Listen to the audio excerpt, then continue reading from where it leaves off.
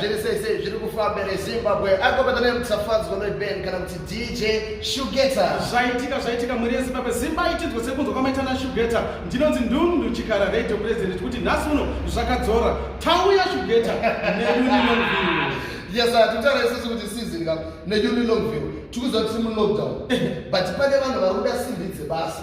Tiri pamazuva takazorora iwayo. Munhu wogara wakagadzira tunhu twako. Panopera lockdown wakuenda kugraft. Ndokurongeka. Tine majekama, makompresa, tine mawater pump, nezvimwe zvakasiyana. Nyangwe oil, RD oil, zvese zviri pano.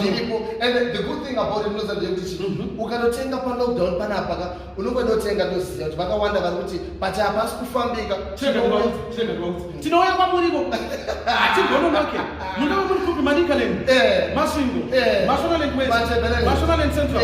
Regai kutya, tinouya tonokusiyirai kumba kwenyu naShugeta vachizodhivhara ipapo pamba penyu ipapo ndopatinouya. Kune vanenge vachida kuti bata get in touch with us panhamba dzedu dzinoti 0772 545 341 kana dzimwe dzacho dzinoti 0719 545 341. dzatiri kunyora paskrini apo. Tibatei idzodzo chaidzo ndidzodzo chaidzo dzeUnilongview. Tibatei kutaura kunoku ipo pano apa tiuye kwamuri. Tinouya tokusiyirai Shugeta naSeason Ndundu. Bozve kuti but iwo sazondidyira chikafu changu kandichamuti. Ai hama ya.